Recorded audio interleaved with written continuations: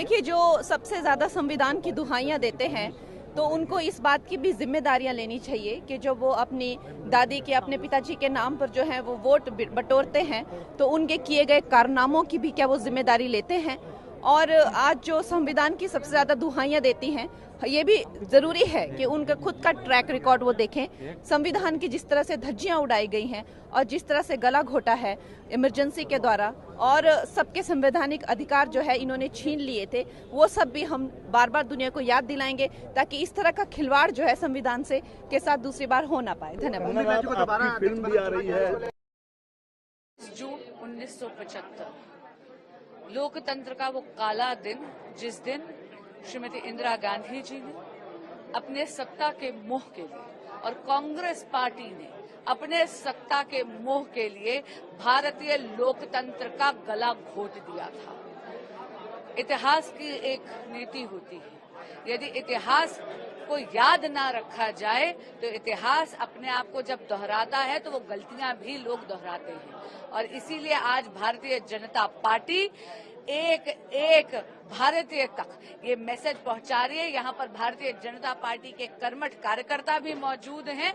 हम भारत को भूलने नहीं देंगे कि किस तरह कांग्रेस पार्टी ने अपने राजनीतिक स्वार्थ के लिए मीडिया की आवाज का दमन करा था, भारत में लोकतंत्र का गला घोटा था, आपातकाल लगाकर एक रात में 9,000 से ज्यादा लोगों को जेल में भर्ती कर दिया गया था, बंद कर दिया गया था। 19 महीने तक उनको जेल की सजा काटनी पड़ी थी। मैं नमन करती हूँ उन सब मतवालों को जिन्होंने, आजादी के मतवालों को जिन्होंने, जयप्रकाश नारायणन जी को, आरएसएस के एक एक कार्यकर्ता को, जनसंघ के एक एक कार्यकर्ता को और हमारी वो सारी की सारी पुरखे जिन्होंने लोकतंत्र की हत्या इस देश में नहीं होने दी और कांग्रेस की तानाशाही के विरोध में पुरजोर आवाज उठाते हुए वापस लोकतंत्र भारत में बहाल करवाया। भी अपना उम्मीदवार उतारा है, कंसेंसस इनिशियल में हुआ था, लेकिन कैसे देखते हैं आप? देखिए, पहले आज स्पीकर का चुनाव है और हम लोगों ने भी अपना उम्मीदवार दिया है और पहले कहा गया था कि शायद डिप्टी स्पीकर हम आपको देंगे और उसके बाद से जैसा कि मैंने देखा कि राहुल गांधी जी ने कहा कि राजनाथ सिंह जी को कॉल बैक करना था, लेकिन अभी तक इंतज़ार कर रहे हैं, शायद उनका कॉल आया नहीं है। तो मुझे लगता है कि डिप्टी स्पीकर ऑपोजिशन को देना चाहिए था। लेकिन राजनाथ जी ने कि हम लोगों ने कई राउंड बातचीत हुई है राहुल गांधी के स्टेटमेंट के बाद, तो क्या है? और दूसरी तरफ एक बात ये भी है कि अभिषेक बैनर्जी जो टीएमसी से है, उन्होंने कहा कि हमसे कोई इस विषय में बातचीत नहीं की गई, तो एकजुटता कहाँ दिख नहीं रही है इस मामले में? नहीं, आई थिंक सारे अपोजिशन लीडर से बात करके ही ये डिसीजन लिया होगा कैंडिडेट देने का। बाकी अभी पता चलेगा अंदर जाने के बाद कि क्या सवाल एलओपी बनाया गया है राहुल गांधी जी को, कैसे देखते हैं इस पूरे विषय? नहीं, अच्छा है, दल कांग्रेस के तरफ से, मतलब विपक्ष की तरफ से वो एलओपी बने हैं तो उनको बहुत बहुत शुभकामना और अच्छा करें और सबको साथ लेकर के, जितने भी विपक्ष के दल हैं उनके सभी नेताओं को साथ लेके चलें। Says if any member of the house asks for division, the pro tem speaker in this case has to allow for a division. You can clearly see and hear from the footages of Lok Sabha that several members of the opposition camp has sought a division and asked for a division to put the motion to vote. And the motion was adopted without putting the motion to vote. This is a clear testament to the fact that the ruling dispensation here in the case is the BJP. It doesn't have the numbers. This government is running without the numbers. It's illegal, immoral, unethical and unconstitutional. And people of the country has already shown them the door. It's just a matter of time before they're shown the door. और मजबूती से division मांगना चाहिए था, उसमें नाकाम। भैया, मजबूती का बात नहीं है। नियम कहता है कि 500 लोगों के अंदर एक आदमी भी अगर डिवीजन मांगे तो आपको डिवीजन देनी पड़ती है, ये नियम है। क्या कांग्रेस सहमत थी इस मांग पे? भाई, कांग्रेस से भी मांगे, बहुत सारे पॉलिटिकल पार्टीज हैं, बहुत सारे पॉलिटिकल पार्टीज से मांगे गए। आप मुझे प्रश्न कर रहे हैं, प्रश्न करने से पहले लोकसभा का फुटेज एक बार देख लीजिए। और रूल्स ये कहता है कि एक मेंबर भी डिवीजन मांगे तो आपको डिवीजन देनी पड़ेगी। आपने वो नहीं दिया, क्यों नहीं दिया ये तो प्रोटेम स्पीकर ही बता सकते हैं। सर राहुल जो चेयर पे बैठे थे वो बता सकते हैं, but this is against the rule, this is immoral, this is unethical and this is unconstitutional. and they have reminded the opposition about the emergency and the violation of the constitution. See, a lot of water has flown in the Ganga since 1975. Mrs. Indira Gandhi has expressed regret over it, and was defeated in an election in 1977 and won an election in 1980 to come back as Prime Minister. But the BJP must stop driving a car only by looking at the rear view mirror. They must have a forward-looking agenda. And it's quite surprising why the Treasury benches are protesting. What is the Treasury protesting? If they want to protest, they can come to the opposition and give us an opportunity to be in the Treasury. We'll gladly take it. But the same statement had come up from the Speaker of the Lok Sabha. I mean, this is not a good start. I mean, unfortunately, this is not a good start. This is not the way to start a new term. But, everything seems to be remaining the same, and the same kind of divisiveness from the last Lok Sabha seems to be carried forward here, and it's not necessary. And I said a lot of water has flown in the Ganga, that the issue of emergency is done and dusted. We should talk about the strangulation of institutions and collapse of institutions today. And we should talk about what is happening to press freedom, what is happening to a sitting chief minister who's been incarcerated pending trial. I mean, these are the things we should be talking about, and instead of always looking at something which happened about 45-48 years ago. Emergency का एक ऐसा दौर था जो इतिहास में एक काले खंड के दौर पर जिसको देखा गया।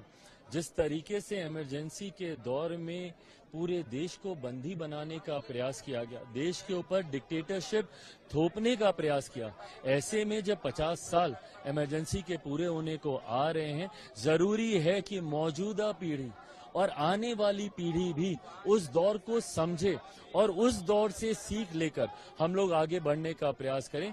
आज जिस तरीके से विपक्ष ने, जब माननीय स्पीकर के द्वारा इस प्रस्ताव को लाया गया और इमरजेंसी की निंदा करने की बात जब सबने की, जिस तरीके से विपक्ष ने हंगामा करने का काम किया, विपक्ष क्या समर्थन करता है उस दौर का?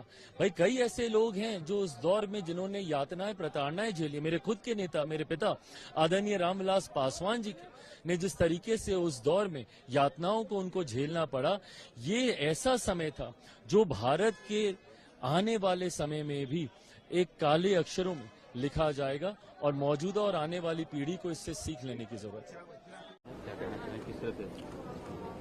देखिए, पहली बात तो खैर स्पीकर किसी पक्ष का या किसी दल के नहीं होते, वो पूरे सदन के होते हैं, सत्ता पक्ष हो विपक्ष हो सबके होते हैं। ऐसे में सर्वसहमति से इनका चुनाव होना चाहिए, ऐसी एक परंपरा रही है। आजादी के बाद से अक्सर हम लोगों ने देखा है कि इसी परंपरा का सत्ता पक्ष विपक्ष निर्वहन करते हुए सर्वसहमति से स्पीकर को चुना जाता है। बट बहरहाल विपक्ष की जिद की वजह से एक ऐसी परिस्थिति सामने आई है और विपक्ष पूरी तरीके से जानता है कि ना उनके पास संख्या है, ना उनके पास वो आंकड़े हैं जिससे वो अपने प्रत्याशियों को जिता पाए। बट बहरहाल जहां एक तरफ आदरणीय ओम बिरला जी की जीत सुनिश्चित है, हम लोग इस बात को भी मानते हैं कि उनकी तरफ के भी कई लोग ऐसे हैं जो हम लोग के पक्ष में मतदान करेंगे, जो कि इस सोच के खिलाफ हैं जहां पे इन लोगों ने स्पीकर के पद तक को चुनाव के क्षेत्र में लेके जाने की सोच रखी। इंडिया ब्लॉक की तरफ से भी होना है, लेकिन उधर इंडिया ब्लॉक में देखने को आया है कि अभिषेक बनर्जी टीएमसी जो है तो सपोर्ट की है, बट इंडिया ब्लॉक उनका कहना है कि हमसे कोई संपर्क नहीं किया गया था जब स्पीकर का इन लोगों ने अनाउंसमेंट किया था। भाई, अब कल आपने तस्वीरें ही अपने में बयां करती है, जहां एक तरफ हम लोग गए थे नामांकन के लिए, वहीं दूसरी तरफ विपक्ष गए थे नामांकन के लिए। हम लोग के साथ पूरा एनडीए एकजुट दिख रहा था। उन तस्वीरों में जो तथाकथित इंडिया अलायंस है, उसमें उस अलायंस के बड़े नेताओं को तो हम लोगों ने कम से कम सामने नहीं देखा। अच्छा, एक और लास्ट क्वेश्चन है कि जिस तरह से बीजेपी के एमपी बहुत सारे, यह 26 जून एक ऐसा दिन है कि इंदिरा गांधी जी के द्वारा लोकतंत्र की धज्जियां उड़ाकर लोकतंत्र की हत्या कर दी गई थी और देश में इमरजेंसी लागू किया गया था, लोगों के अधिकारों को छीन लिया गया था, स्वतंत्रता नाम की कोई चीज नहीं रह गई थी। एक तरह से इस देश को पुनः प्रतंत्र बना दिया गया था। लेकिन इस देश के युवाओं ने, किसान मजदूर और महिलाओं ने एक ऐसा सशक्त आंदोलन खड़ा किया और आजादी की दूसरी लड़ाई लड़कर फिर अपने संविधान के विचार के अनुरूप भारत में लोकतंत्र की स्थापना कर लोगों को स्वतंत्रता दी, आजादी दी और उनको अवसर दिया। आज का यह दिन काला दिवस के रूप में जो 1975 में इंदिरा गांधी जी द्वारा स्थापित किया गया था, वो बहुत ही लोकतंत्र की हत्या थी। आज जितनी इसकी निंदा की जाए कम है। देखिए, इमरजेंसी तो 26 जून को ही लगा था 1975 में, और हम सब लोग इमरजेंसी में जेल में थे। और आज जो कांग्रेस पार्टी के लोग संविधान के खतरे की बात कर रहे हैं, तो संविधान तो 75 में खतरे में हुआ था, जब देश में आपातकाल लागू कर दिया गया, सारे फंडामेंटल राइट जो मौलिक अधिकार थे जब्त हो गए, मनमानी चलने लगी, प्रेस की आजादी खत्म कर दी गई, सबको अब मध्यरात्रि में पकड़ पकड़ के जेल में बंद कर दिया, मीसा लगा के मीसा का कानून बदल दिया। तो ये सारा काम तो हुआ था। संविधान बदलने वाले और संविधान को खतरा में डालने वाले लोग आज संविधान है। कैसे देख रहे लोकसभा स्पीकर के चुनाव को लेकर, क्योंकि विपक्ष ने भी अपना उम्मीदवार अब उतार दिया है कॉन्सेंसस के बाद इनिशिएटिव। ये सच है कि विपक्ष ने अपना उम्मीदवार उतारा है, लेकिन हमारे श्री ओम बिरला जी एनडीए गठबंधन के उम्मीदवार हैं और हमें पूरा विश्वास है, हमारे पास पर्याप्त संख्या भी है कि ये चुनाव महज प्रतीकात्मक होगा और माननीय ओम बिरला जी लगातार दूसरी बार लोकतंत्र के इस मंदिर में लोकसभा के अध्यक्ष के पद पर आसीन होंगे और हम सबका नेतृत्व और मार्गदर्शन करेंगे। लेकिन सवाल ये भी है कि एक मत नहीं देख रहे। टीएमसी ने साफ तौर पर अभिषेक बनर्जी ने कहा कि हमसे कोई डिसीजन लिया नहीं गया, हमसे कुछ पूछा नहीं गया इस तरीके की। मैंने आपसे पहले ही कहा कि ये चुनाव महज प्रतीकात्मक है। ओम बिरला जी दूसरी बार 18वीं लोकसभा के अध्यक्ष के रूप में निर्वाचित होने जा रहे हैं, इसमें कोई संदेह नहीं है और हम सब के लिए गौरव की बात होगी कि वो लगातार 10 वर्ष सदन का नेतृत्व करेंगे। राहुल गांधी एलओपी कैसे देख? मेरी शुभकामनाएं। पूरे अब लोकसभा में नेता विपक्ष होंगे और आधिकारिक घोषणा जो है वो हुई, आप कैसे देखिए? हमारे कैसे देखने न देखने से यह सवाल नहीं है। देश की जनता की आवाज़ जो थी, कांग्रेस संसदीय दल के नेता और फिर विपक्ष के नेता, तो ये देश की आवाज़ थी कि राहुल गांधी जी पीएम बने। ये मेरी आवाज़ नहीं थी। और मेरा मानना है, मेरा सोचना है कि एक बड़ा फेस, एक मजबूत आवाज़, एक सच बोलने वाला एक आवाज़, और बिल्कुल बिना किसी जाति, धर्म, मजहब, बिना किसी राग, द्वेष, भय के एक फेस तो देश को सशक्त विपक्ष के रूप में चाहिए थी। तो इससे बड़ी खुशी और कुछ क्या हो सकती है? आप इस बात को देखिए, सामने में अगली बार अधीर दादा थे, हिंदी प्रॉब्लम्स था, इंग्लिश भी प्रॉब्लम था, कई प्रॉब्लम थे। अब हिंदी प्रॉब्लम भी नहीं, इंग्लिश प्रॉब्लम भी नहीं, और एक ऐसा फेस जो इंटरनेशनल फेस है, जिस पर देश भरोसा कर सकता है और विपक्ष सुरक्षित रह सकता है और संविधान सुरक्षित रह सकता है, लोकतांत्रिक मूल्य भी सुरक्षित रह सकता है और नैतिकता भी सुरक्षित रह सकता है। तो जब संविधान, लोकतंत्र, नैतिकता, मानवता और देश का हर जाति, धर्म, वर्ग, मणिपुर से लेकर के महाराष्ट्र तक, जब हर आदमी का अधिकार, उसके विचार और हर माँ बहन की सुरक्षा की आवाज़ एक ही व्यक्ति राहुल गांधी है, तो उन्हें तो बनना ही चाहिए था।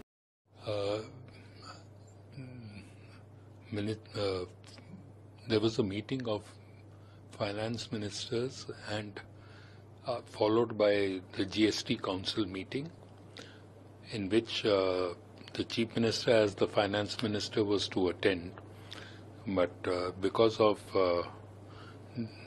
Devasnan Purnima, he requested me to represent him in the meeting, and I had the good fortune and opportunity to go and attend the meeting.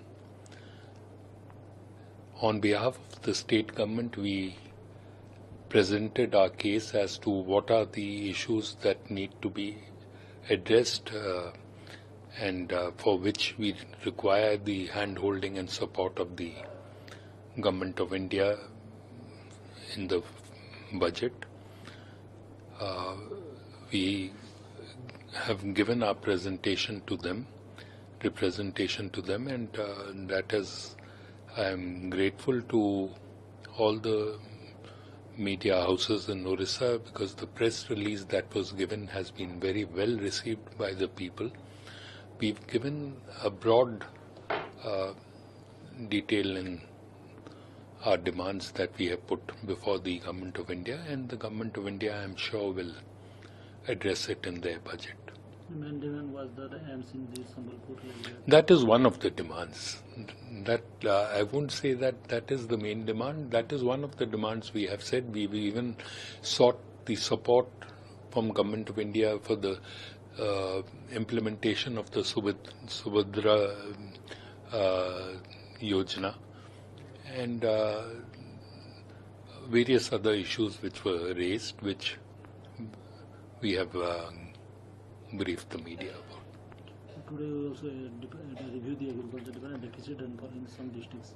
Any situation like that? No, it's too premature to say that there is deficient rainfall. June we may have had less rainfall, but we are expecting it to make up in the month of July, August and September. Mainly July and September is of importance to avoid drought. Regarding the MSP, any guidelines? No, guidelines are being formulated by the concerned department, and that will be, the Honorable Chief Minister has directed the office, the Chief Secretary and the officers to prepare the modalities. We are committed to give 3,100 once the modalities are prepared. It will go to the budget. It will be projected in a state budget when we go to take it to the assembly. Thank you. शुरू होने वाले हैं 29 से, और इसकी तैयारी में Srinagar district में भी हम लोगों ने बहुत कई टाइम से हम लोग जो ट्रांजिट कैंप है यहाँ पर हमारा पंथा चौक में, और इस बार इसकी पूरी तैयारियां कर रहे हैं विद रिस्पेक्ट टू द इसकी कैपेसिटी जो है ऑलमोस्ट 5,000 श्रद्धालुओं के लिए हमने यहाँ पर अरेंजमेंट रखा है। उनका कंफर्ट स्टे, उनका पुनः व्यवस्था जो पानी का रहता है, बिजली का रहता है और यहाँ पर लंगर का रहता है, तो पूरी हमारी तरफ से पूरी तैयारियां हो चुकी है। हमारी पूरी टीम यहाँ पर है। यहाँ पर हम लोगों ने कैंप ऑफिसर्स को भी अपॉइंट किया हुआ है, और हर तरफ से हमारी पूरी इस ट्रांजिट कैंप को फंक्शनल करने के लिए और यात्रीज का स्टे कंफर्टेबल करने के लिए पूरी एडमिनिस्ट्रेशन लगी हुई है। और आई एम श्योर दैट 29 से जो स्टार्ट हो रही यात्रा बड़े ही अच्छे तरीके से होगी। और अगर आप देखेंगे हमारे साथ पूरे श्रीनगर की आवाम, सिविल सोसाइटी भी इसको पूरा खुशामद करते हैं इस चीज़ को। ये यात्रा बड़ी परंपरा रही है हमारी, और इसको सक्सेसफुल बनाने के लिए इस टाइम पूरी एडमिनिस्ट्रेशन में हमारी पूरी टीम लगी हुई है। और आपको बताता चलूँ कि इस बार जो हमारा आप पीछे देख रहे हैं यात्री निवास है, वो भी फंक्शनल, उसमें 2 फ्लोर्स फंक्शनल होंगे, वहाँ पर भी श्रद्धालु रहेंगे। और हमारी पूरी टीम जो है, पूरी एडमिनिस्ट्रेशन जो इसी में लगी हुई है कि हम लोग जो श्री अमरनाथ यात्रा है उसको सक्सेसफुल बनाए। बहुत शुक्रिया। तादाद क्या रहेगी अभी अगर देखेंगे तो अमरनाथ यात्री पिलग्रिम्स कितने आएंगे? देखिए, वी आर एक्सपेक्टिंग कि इस बार बढ़ेगा, और मुझे लगता है कि इसी के लिए हम लोग जो हमारा जो श्रीनगर का डिस्ट्रिक्ट का अगर ट्रांजिट कैंप है उसकी भी कैपेसिटी हम लोगों ने बढ़ा दी है। सर, नॉन रिलेटेड क्वेश्चन है, जो डाउनटाउन में कुछ मकान जो है सिक्योरिटी हवाले से बात करेंगे तो कितनी सिक्योरिटी यात्रा के लिए? देखिए, सिक्योरिटी के रिलेटेड जो है पूरे इंतजाम किए गए, एसएसपी श्रीनगर और पूरी इंतजाम उसमें लगी हुई है एंड उसकी भी अरेंजमेंट बिल्कुल एट पार है। सर, क्या हेल्पलाइन नंबर्स इशू किए गए हैं? जी, हेल्पलाइन नंबर्स भी इस पे इशू हुए हैं, जो हमारे जो इंफॉर्मेशन का ग्रुप है और जो यहाँ पर सारे ऑफिसर्स जो रिसेप्शन पे होते हैं या कोई भी अगर कोई हेल्पलाइन किसी को हेल्प की ज़रूरत पड़ेगी या कोई इमरजेंसी इशू होता है, that is also issued and that will be also circulated among the media. Thank you very much.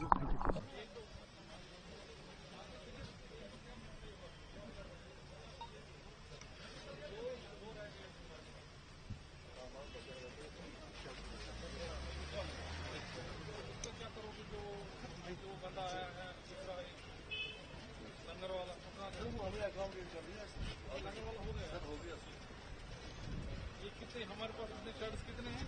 ये वाला सब कौन है? ये वाला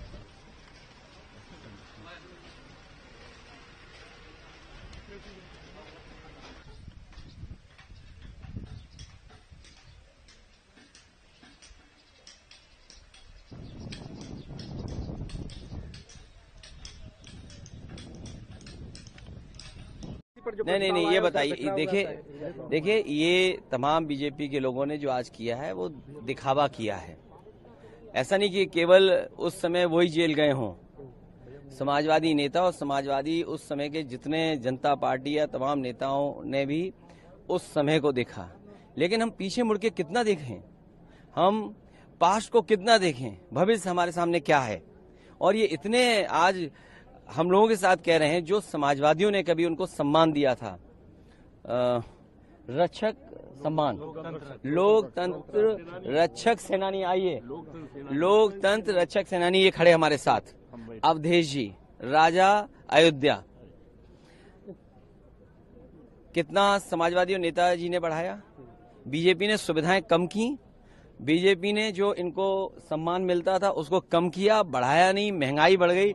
बताओ ये क्या करेंगे सेना? लेकिन बीजेपी कह रही है आप लोग बिखरे नजर आ रहे हैं। सवाल बिखरे के नहीं है, सवाल बिखरे नहीं, आप लोग पत्रकार साथियों, भाजपाई मत बनिए। मैं ये पूछता हूँ आपसे, ये लोकतंत्र सेनानी हैं, इनके लिए एक्ट बना और एक्ट के तहत इन्हें सम्मान मिला, सम्मान से इन्हें कुछ सम्मान मिलता है। बीजेपी अगर इतनी शुभचिंतक है तो इनका दुगना कर दे। जहाँ जहाँ सरकार है, हमने किया, नेताजी ने किया, कितना मिल रहा है अब सुविधा? 20,000। अब एक मिनट, बात वो नहीं है, बात ये बताइए, जो सेनानी है, रक्षक सेनानी हमारे लोकतंत्र सेनानी है, क्या उनका भत्ता